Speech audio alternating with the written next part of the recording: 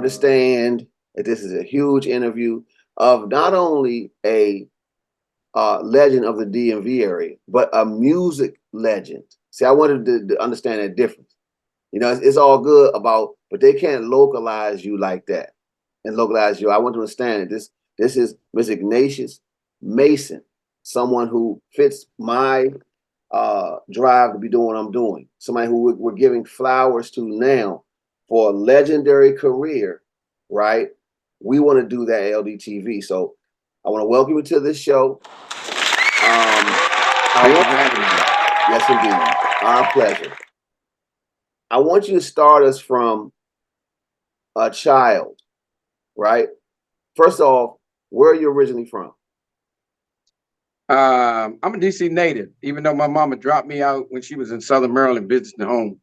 But I'm DC native. She came on back home, dropped me out in Southern Maryland, brought me back home, and I've been in DC ever since. Gotcha. I was raised Northeast DC. So, but anytime back in the 70s, from the 70s, anybody asked me where I was from, I used to say planet Earth. Wow. So I've been on this mission for of intellect and outside the box for years. I follow you. I'm gonna get to that. So give me a specific neighborhood to sort of ground us that where you could actually comprehend where you were. Where was that in DC? Well, 8th Street used to be downtown for everybody else in the city but us. 8th Street was a booming metropolis, you know, with all the shops. Actually, Chuck Levin's Music Center was around the corner from me when I was growing up. Zapparelli's on the same block between 12th and 13th on 8th Street Northeast. So I used to look in the window like that till I got to junior high school and I could go and buy a set of drumsticks. Miss Levin sold me a set of drumsticks.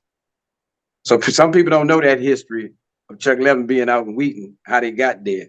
They got burned down in 68 riots after Martin Luther King got shot. So it changed all our musical worlds in the neighborhood.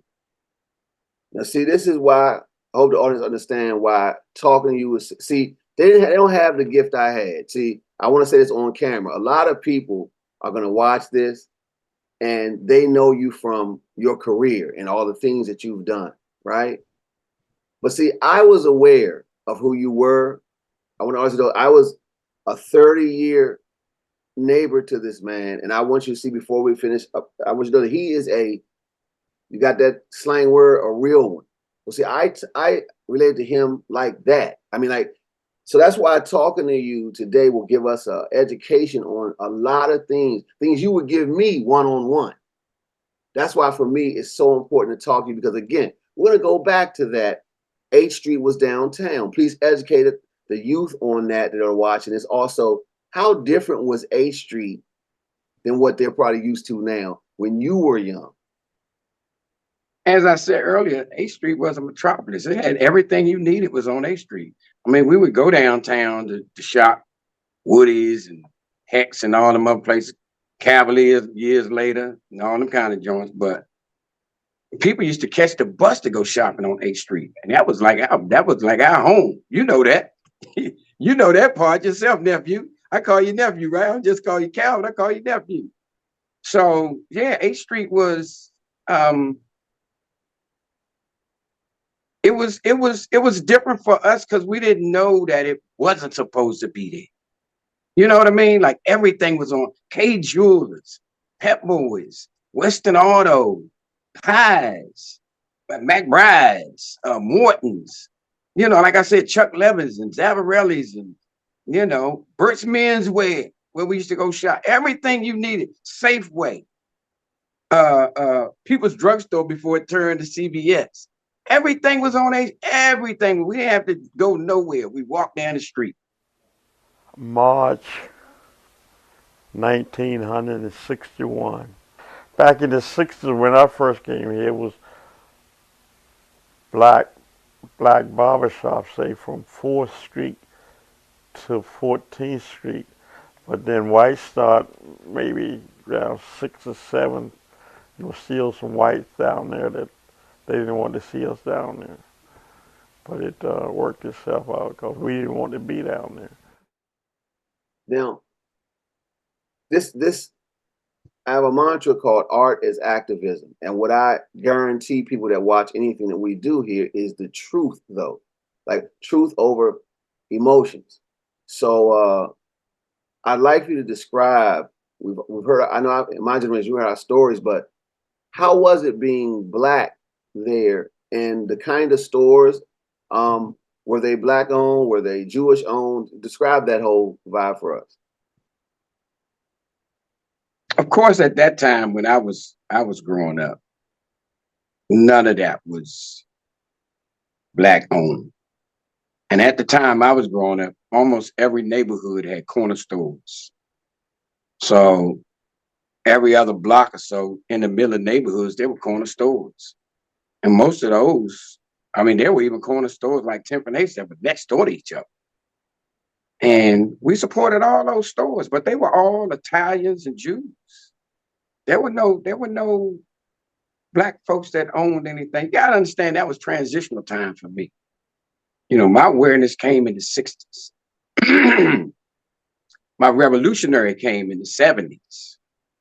60s was a transitional period where Black power came into, you know, the voting right and Martin Luther King and all that. But you see what happened? They killed him. They killed Malcolm. So that was the turning point for us to change from not understanding, me being young. I understood, but I really didn't understand the implications of what was going on because we didn't see racism head on and know it. It just was, that was the way it was. We didn't know it was racism. I found out it was racism really listening to Martin Luther King and Malcolm, and then having power, quote unquote, being old enough to have power and do the marches. I did all the marches downtown, by the way. I was on all that stuff as a kid. So in the 70s, then we had voices. So I was part of all of that. So it was a transitional period for us, just in thought alone, just in understanding truth versus lies.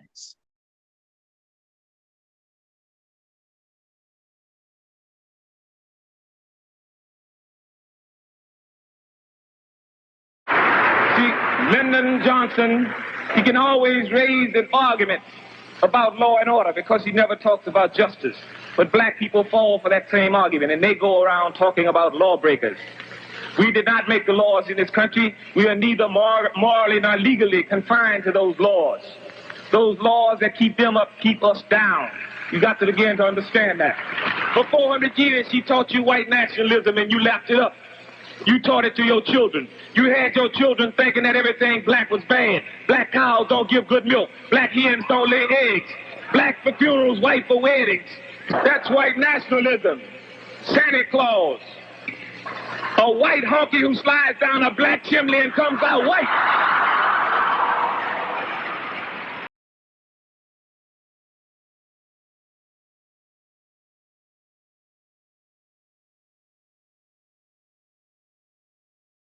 Being hustled and miseducated.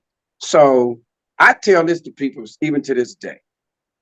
I took the red pill in the 70s. I could never see things the same again, ever. If you have conversations with me, you got a problem. So I don't see things as you see it. No, not as you see it, but as a normal person. I'm out of the box. I'm literally out of the box, which is one of the reasons I had to leave DC. I know you're going to ask me that question later on, but I can't see that. You got to pick your war. I'm an unapologetic Black alpha male, revolutionary alpha male, unapologetic. So if you come at me, you know, I'm just saying I'm a warrior. So if you come at me, I'm coming back at you twice as hard. So no, it's time for me to leave. So ask me that later on if you want to, but that's the period of time that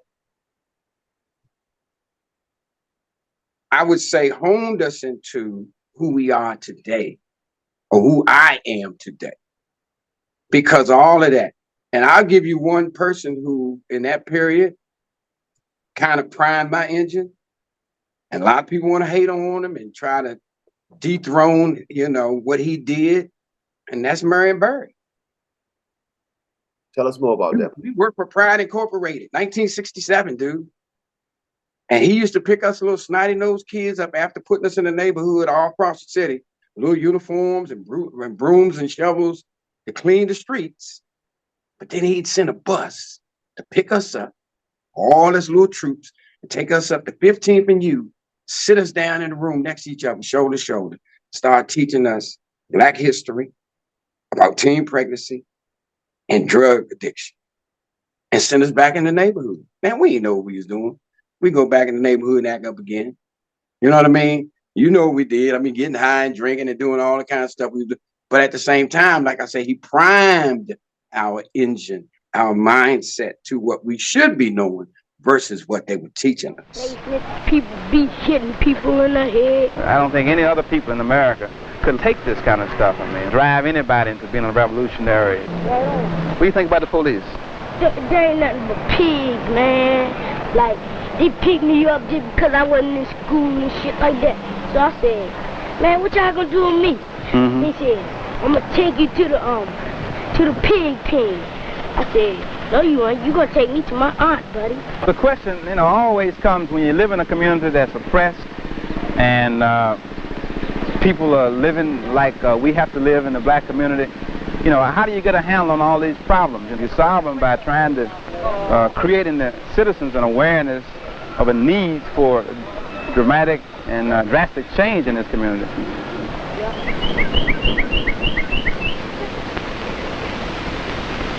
Washington's 3rd Police District. There is contrast here. From Embassy Road to devastated 14th Street, a corridor of violence in the spring riots of 1968. An average week in this district will bring 40 robberies, 16 aggravated assaults, and a high incidence of rape, homicide, and arson. With drug abuse the source of at least half the crime, 80 addicts this year will die from overdose. By fall of 1968, a mayor's committee had chosen this site for a new opportunity. With high hope and more than $1 million, the plan was this: erode suspicion and fear among police and the people. Find ways of helping the police force to be part of the community again. And see, I want the audience to understand that that warrior is who I knew, see, in Northeast for those years. Everybody talks about the studio, but I knew that warrior. And that's why I know it's a fact. I want them to understand that what he told y'all is real. Behind the scenes, in front of the scenes, you're one of the most fiery men I've really ever known in the sense of who we are and purpose. That's why I wanted to see your progression from young. So the thing is, Chuck, tell us more about that story. You said how did they get out to Wheaton? It was after the burning, you're saying. Is that what you're saying? I was in junior high school. Martin Luther King got shot. They put everybody out of school. Because I was so close to a shopping location. You know, that's where we go to get attention.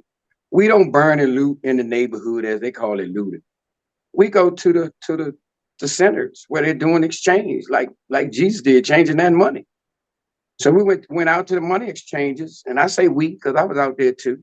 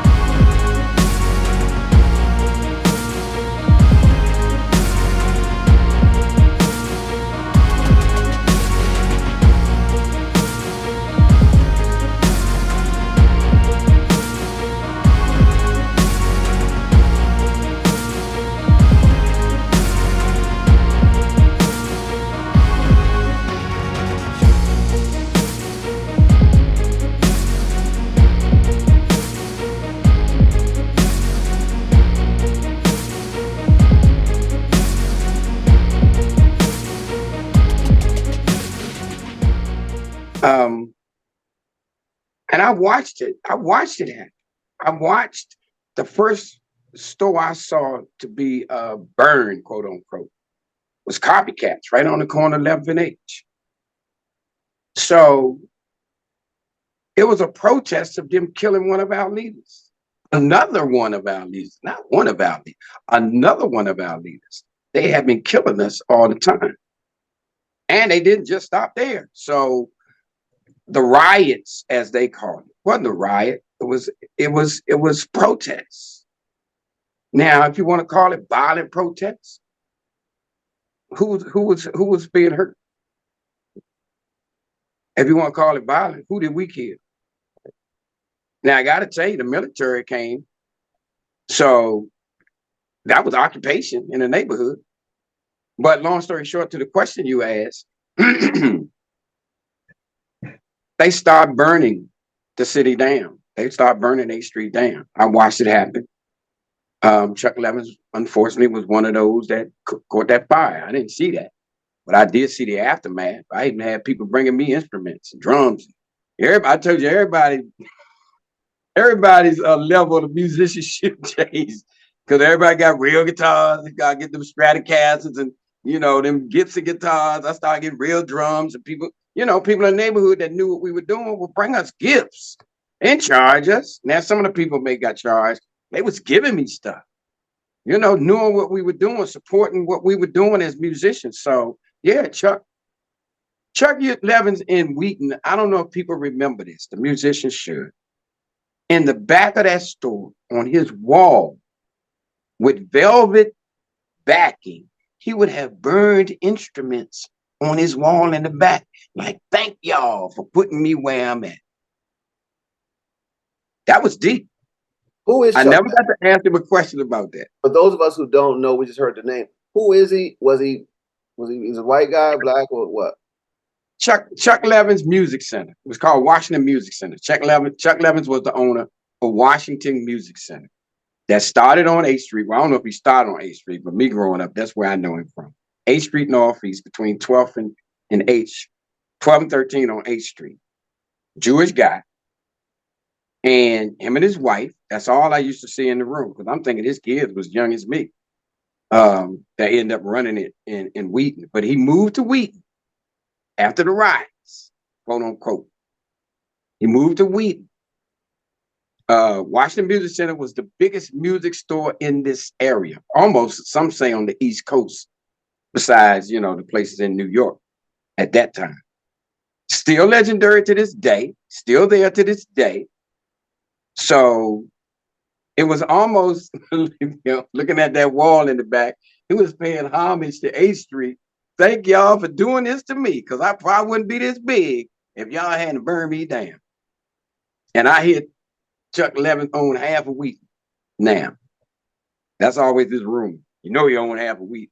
But yeah, he owes that to the insurrection of black folks.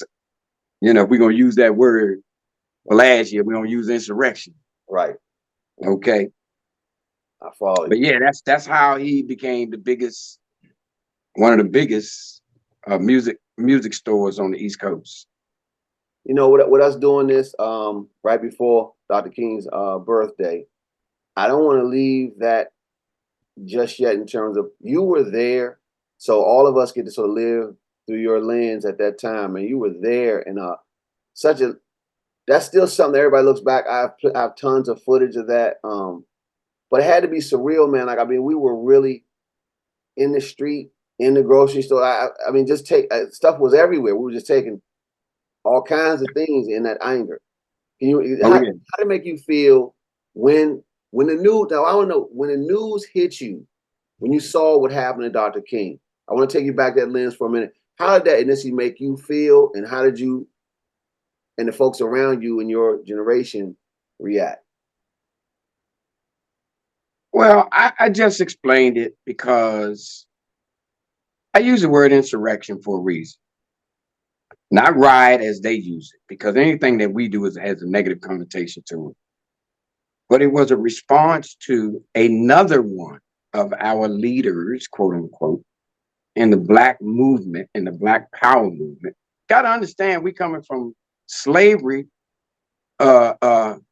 poverty, not knowing. Now we don't know none of this stuff, man, because that's just normal for us. Got to understand what normal behavior is versus what you find out. Like, wait a minute, we ain't supposed to be living like this. I've never had to deal with I can't drink out that water fountain thing, because I probably would have done it anyway. You know, I was just one of them kids. But we didn't know that was really going against us. It was just there. It was just the way it was. When I think back and I think about my parents and my family and the hell they had to deal with, and just deal with it, and they didn't pass that on. They didn't tell us that. They didn't tell us that this was racist and you couldn't go ahead, you couldn't do this. They never said that to us. They never said it to us. So I didn't even know that was taking place until we saw it outside of our community, and Martin Luther King and Malcolm X and others. I can bring up all these other names, but we're not having political conversation here. We're just having a conversation. It was eye-opening. The question you asked, that was eye-opening. I didn't understand the retaliation at first because I was still in junior high school. I think it was that was 68. So that was my transition year from junior high to high. So I didn't understand it, but I'm telling you, that's the period where I took that red pill, because it was all unfolding in front of me. I had teachers that was teaching outside the curriculum. Miss Williams, who was wearing a dashiki with a big old wig, a bush like this, with a hand in the air, you know, teaching us stuff outside the curriculum, and then say, well, let me give it back to y'all instruction. I had people like that was priming that mentality about what's going on. Marion Berg, dude, people don't understand the real Marion Berg. They really, really don't. They got caught up in this other guy who became a politician. But before he was a politician, Marion Berg was a street dude wearing dashikis, enlightening everybody what's going on. People forgot about that part. So when those of us who understand who this man is, not was, is, because he still got his hand out there touching many. A lot of leadership in these communities to this day went through Marion Berg's Mayor Youth Leadership Institute. So he touched the youth, and my mom and them senior citizen programs that they would go to at DC Armory every year and all year long. So he had the community locked in. So people don't understand why we support Marion Berg so much and defend him, that nonsense that they try to put on him. Because it was nonsense. It really was. You know, I worked for a company that his personal photographer worked for also. So I can tell you personally how long they've been after Marion Berg. They would pull up on this guy 4 deep out of one of them black cars and ask for his negatives. I was there. I know how long they've been trying to find some dirt on this dude and could find nothing. So all they had to do was set him up for any human being's weakness. You know what I mean? That's a man. That ain't my politics. That ain't, you know, you could almost catch anybody doing that. Women too. So what do you, and that's why the first thing he said, the bitch set me up. Wow, really? That's it? That's all you got? Wow. And you want me to smoke a crack pipe when I don't want crack? Give me a drink, though. He turned the pipe down. That's why they took that video off. He turned the pipe down. Crackheads don't turn the pipe down. Or I might hit it one. I've been in that situation before where a woman wanted me to hit. I don't do that. You know, I wanted her bad. She was 5, and I ain't doing that. And I had the devil on this show, the angel on this show, like, oh man, you know, if you hit this, you can get that. So I'm in the battle in my head, like, I've been liking her a long time. No, I ain't doing that. No, I ain't doing that. I made it, but I ain't had to make it. So that's part of our journey. You know, we all can have a weak moment because of fill in the blank. That's what happened to him, but that doesn't take away his power. You know what I mean? You don't kill a person for one little incident. You don't kill his message. So I'm here to tell you how he primed me to where I am to this day mentally, you know. Alpha Revolutionary. Got you. And I can go off into that. We can do a whole hour too on that. I know, but we're still tied in. Now we still tied in. Here's my thing. It's all tied in, all related. So now teach us what the word doo-wop means and what that is. What's doo-wop? Now, where did the name doo-wop come from? I think it came from phrasing in vocals. It's funny you asked that question because you asked about my musical history. I had an older brother. And because he was older, 4 years older than me, we would literally go out on the corner and sing doo-wop. Now, what is doo-wop? Doo-wop. I'm assuming that's where the name came from, what we were doing, verbalizing in songs. Because doo-wop is a style. I was the little guy. I mean, literally the little teeny guy. Harmony was more important than the lead on some of those songs. So the big guy, the older guys, I'm looking up at, had me sing all the leads. I'm singing the little leads. I'm looking up like that. And they wanted that harmony so tight. They didn't care about what I was doing. That harmony was Temptations, doo-wop. You know, Four Tops, doo-wop. So those groups, that's where doo-wop, I'm assuming, name came from. The style of music, the background is on those songs are more important almost than the lead. I sang in a doo-wop group. We didn't even think about having a band at all. It never even occurred to us that we need a band because we used to sing on the corner doo-wop. A group called Admiration, friends I grew up with. Besides the group I sang with, that wasn't a real group with my brother there. We just came on the corner and did that. People would yell out the window, sing such and such, sing such and such. So that's just a style that turned into the Temptations, the Four Tops, all of these groups, the Dramatics, all these are doo-wop groups. Even the OJs. I remember I saw the OJs when it was 5 OJs at the Howard Theater when I was a kid. My mom used to take me to shows at the Howard Theater to see them doo-wop groups. So that's basically doo-wop. They still doing it. Beverly Lindsay is doing that with the doo-wop. She's still part of that doo-wop thing where the dance come from, putting that stuff out there. So that's my take on doo-wop, where it came from as a child. I wish I knew how old I was when I first started going out there. I don't know. I have no idea. I was a little kid. So I may have been 8, 9, 10 years old.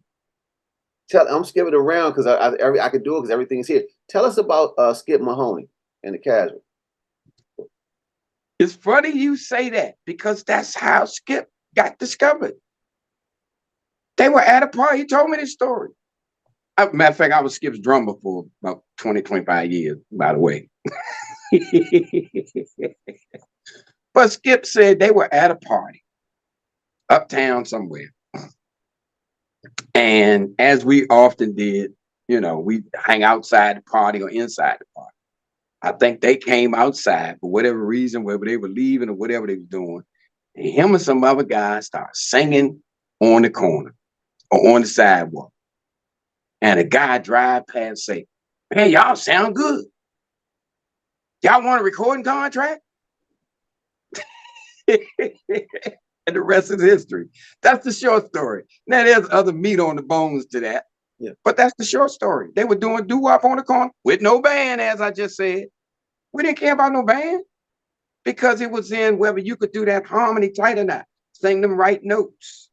As I know musical knowledge now, 1, 3, 5, you know, in the vocal, depending on what the chord structure is. But doo-wop, that's what doo-wop it was, harmony, 3, 4, and 5 part harmony.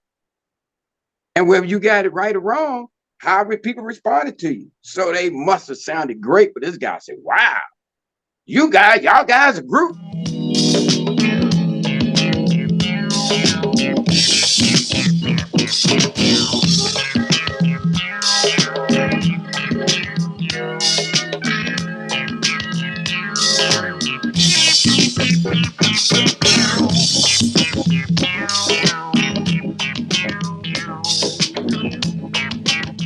Let let me see. We have such a blessing having you here because we get the foundations of stuff that we only got pieces of in our education. I'm saying, like, I have other stuff here to ask you about various your groups and things, but one of them I read about was I was told that you had some of the foundations of what our music evolved to by the time I came along with the go-go. You know, you had people already playing, doing things like playing cowbells and stuff in your group. So would doo-wop also be part of the foundation of music as we know it now, or in your words, doo-wop Yes, start of it? yes, yes. We are still singing doo-wop, but the difference of what we took from doo-wop, like as I said, we didn't need a band. We incorporated doo-wop into the band situation. So it used to be a backup band for the doo-wop groups. Right. Well, at some point, and I remember when I gotta use the word drafted. I was drafted into a group like Distance, where we had bands with one singer up front, right? But in the transition of that, how 50 styles and 60 style groups, as you can see it with Motown, were all doo-wop bands with no bands. Doo-wop groups, I'm sorry, with no bands. But what the 70s did, they said, wait a minute, we got these bands. I'll put the groups and the bands together. No, we don't want one singer no more. We're going to have 3 or 4 singers up front. Now, the group I joined and was drafted into was called Distance. And that's what happened there. Because I was already in a band.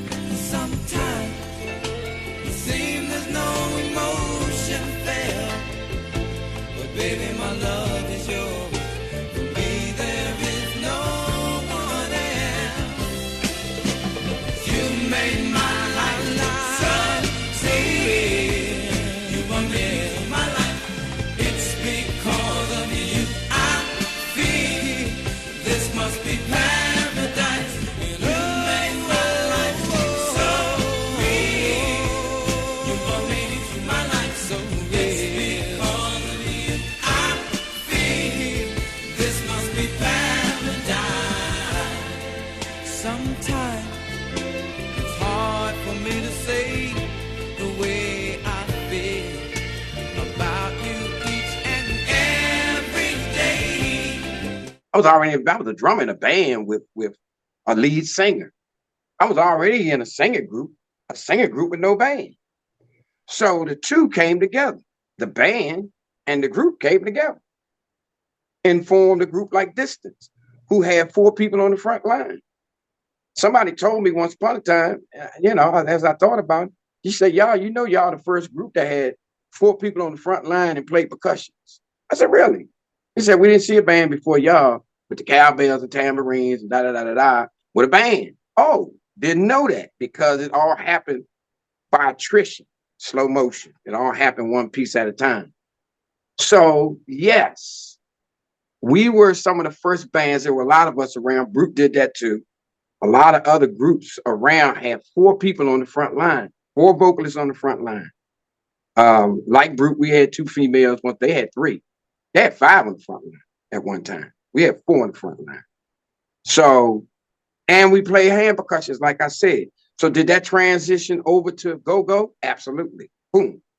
That was a style that was taken over into another genre of music. I was there when that happened too. I saw that happen. Chuck Brown was the lead vocalist. He didn't have 4 people on the front line. He was old school band with 1 lead vocalist. You know what I mean?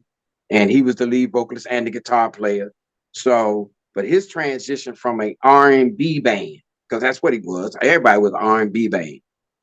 You know, his style changed over because he felt something else happened. Music, just to put this in here, music change happens over a period of time. It ain't like one day I woke up. You know, I had this conversation with Chuck too.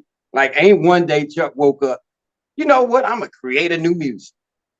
That ain't how it happens. It happens over a period of time where things transition into styles. Same with go-go. It transitioned into a style, you know, and it's very controversial. That's why there's no date. People can say, well, that's the day go-go started, or that's the year go-go started, because it's still attrition. It just happens slow motion, as all styles do. Even tempos as a drummer. If I'm playing a song like the record, well, that tempo of that record might not work for this year. Me as a drummer, I got to think, all right, what works for these people out here that's dancing right now? Or what's the groove right now?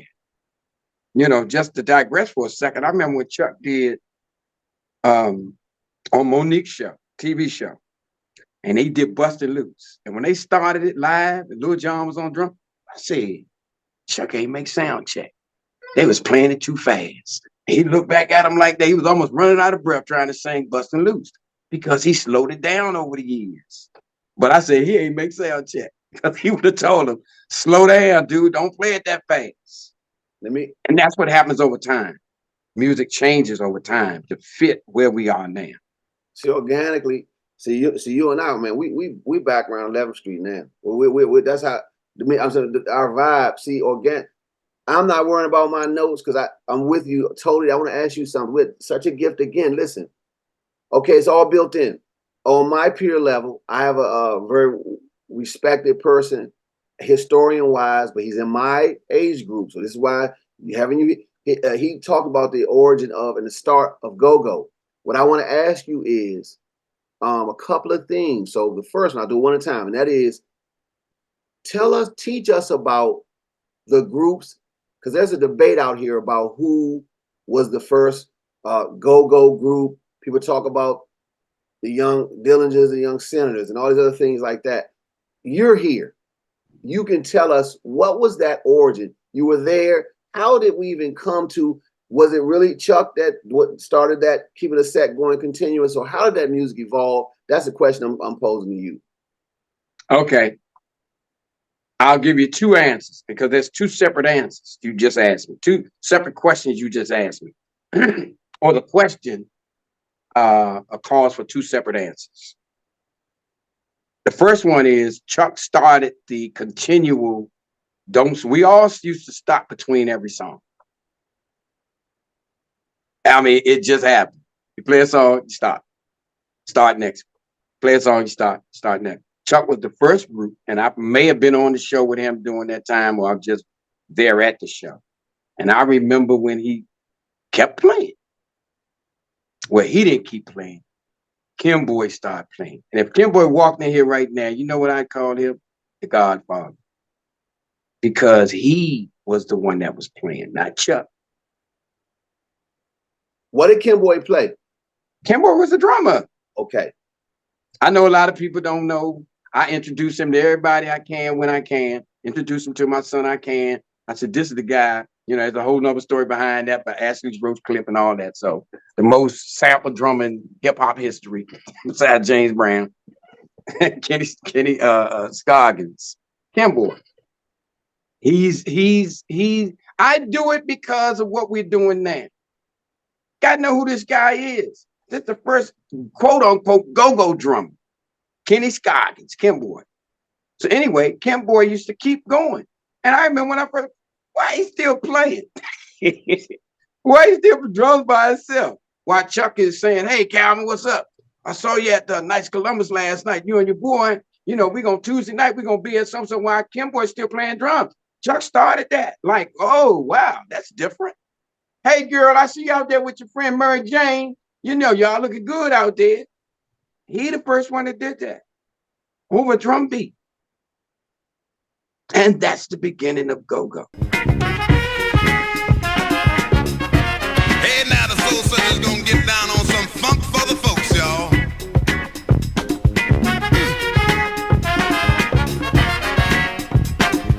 Check it out. People, can you feel the groove? Come on and let it make you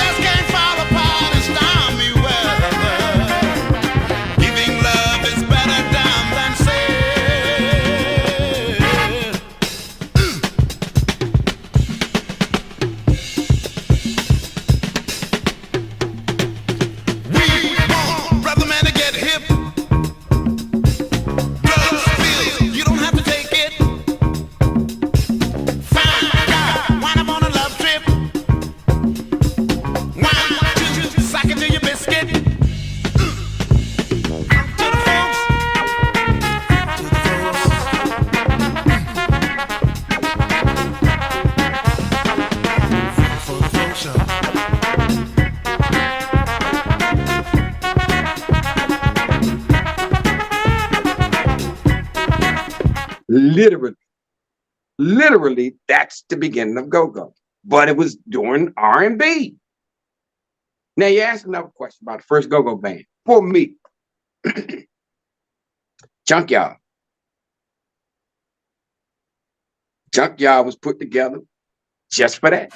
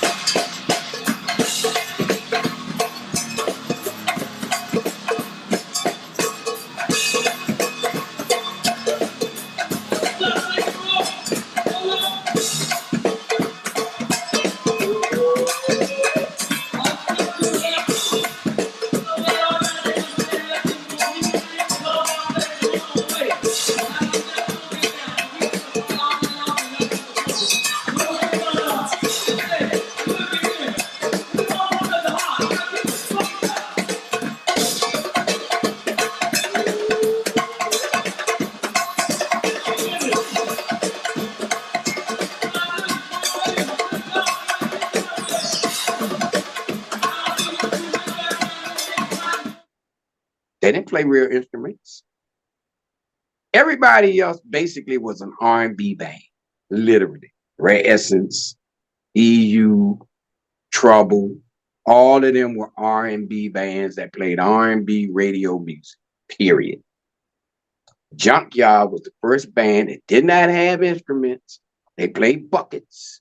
They played little toy horns, little Casio keyboards. And they were the first quote unquote go-go band that played that style. Did they play R&B songs? Yep. But they had a whole nother. I mean, look at DC Cab. They in the intro of DC Cab. You see what they did? That's why they put them in there, because oh, this is interesting right there. We ain't never seen this. What's this right here in DC? That alone tells you they're in the opening of DC Cab. See it. Why they on the monument grounds, right under that tree on that corner? Hey, you couldn't take no harm. You couldn't take Chuck out there. You couldn't take us out there. We got to plug up. We got to do out. They ain't had to do that. They were sitting right on that corner playing buckets. Everyone playing them big old buckets and trash cans and whatnot. Had them all tuned. He grabbed the right one for the tunes to go. Huh? Beautiful, Who man. came with that? See, only you can put us on this track with these things, man. So, and everything is interrelated. I say again, because everything I want to ask you is still here. I want you to tell me about, and we know, I want to talk about when you talked about the doo-wop, so we know the vocalist is there. We got the drummer. I got to tell me when that really happened. Producer, sound engineer, production manager. There's so much stuff because you mentioned that group, Destiny, right? Was it that? I didn't mention Destiny, but I was in Destiny. No, I said Distance.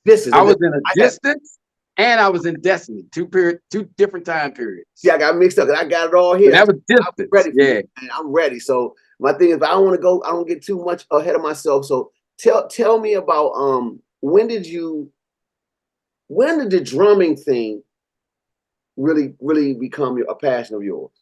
For me, for you, man, I've been playing drums since I was a little kid. I couldn't tell you a date. I remember my mom gave me, I told you I was dropped off in Southern Maryland, right? So I would always visit every year and be there for Christmas or whatever. I remember my mom bought me one of them little toy drum sets with the paper heads. them drums was completely torn up before 12 o'clock on Christmas Day. So I guess it's always been a thing. You know, as kids, we always, excuse me, we grab brooms and pots and pans and play. So I guess it was just an innate, always in thing in me to do that. I didn't pick drums. I didn't pick any instrument. It's just what I did. Now, I will say this, though.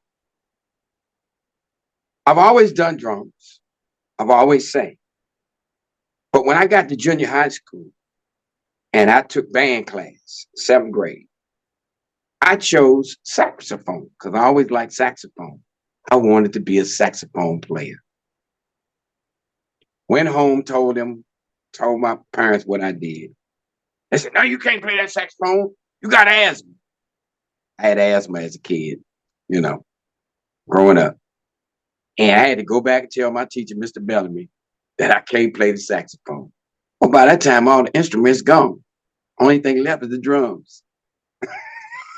So formally, from junior high school, 7th grade, all through high school, I played in every band there was as a drummer. The marching band, the military band, the jazz combo, the orchestra, as a drummer. So that's where the real drum thing came in, as a real drummer. But I wanted to be a saxophone player, to be honest with you. I took keyboards probably 3rd grade. 3rd grade, I think it was Mr. Gray that was teaching us. 3rd grade, but I never had a piano to play on. We didn't know, like I said, we didn't know we were poor folks. But I did have a cousin that had a piano. So when I was selling the Afro newspaper as my hustler back in the day when I was a kid, they had a piano in when I used to go up their house on 12th and E. I used to play that piano. I couldn't wait to bust in that door and play that piano. But I never had a keyboard to play until I bought one, 1970 something. And I bought my own keyboard. And I became a producer and all that stuff since then. But I wanted to be a piano player and a sax player, not a drummer. See, now you see That's how life works. You know, as they say, make plans and watch God laugh. See, now you see why I said there's so many layers to having you on this show, because again, you mentioned Afro newspaper. That's such a historical theme that you brought up and you did as a youth. And you went to the legendary Dunbar, right? Yep. Can you DC Dunbar. Give us some of that? I gotta say DC. I gotta say DC Dunbar. When you say Dunbar, some folks thinking Baltimore. I got you. I thought it's true. Let me ask you something, man. That's that legendary school. People don't know. I always say, because I'm doing this segregation piece with Fairmont Heights in Maryland. But the thing is, Fairmont Heights was there Dunbar, but they came in 1950. Your high school was here in the late 1800s. Tell us about your lens, your generation time. You know, what was Dunbar like, man? You know something, Calvin? There's a I don't want to use the word pro and con, up and down, or that kind of thing. I didn't want to go to Dunbar. I was supposed to go to Easton. The year everybody I knew, my brother and everybody in my neighborhood went to Easton High School. I just knew I was going to be around. I was literally, well, that's part of the story, but that's later. I was supposed to go to Easton. And the year that we were supposed to go graduate from Dunbar, graduate from Brown Junior High, because I went to Brown Junior High, they changed the zone and sent us to Dunbar. We hated it. We literally hated it. That line was down the hall for us transferring over to Easton. And by the time me and two other my friends, we grew up like brothers, Bobby Simon and Bo, they say no more transfer. We literally made it up to the door at the office. No more transfer. Man, that was like the worst day of my life. We don't know them uptown folks. We don't know y'all. We don't know y'all. We from Northeast. That's Northwest. We don't know y'all. So all my friends, everybody I knew, family, everybody over Easton. So that's why I say there's an upside downside to it. Now I learned to live with it. A lot of friends, good friends, you know, life experience, all that. But it was something that we had to settle into and accept versus something that felt good. It didn't feel good. You know what I mean? And I have to say that because I ain't no fake dude. I'm the guy in the room that's gonna say it with everybody else thinking it. I'm gonna say it out loud. So, but having said that, it was a great experience. Old school Dunbar. I got one more negative thing to say, and I say it that way on purpose because I told you I'm that unapologetic alpha. The history of that Dunbar was, and I brought it up to somebody recently, all blacks couldn't go to Dunbar. Not that Dunbar. You literally had to pass a paper bag test where they would put a bag up to your face. If you darken in that paper bag, you couldn't go to that Dunbar.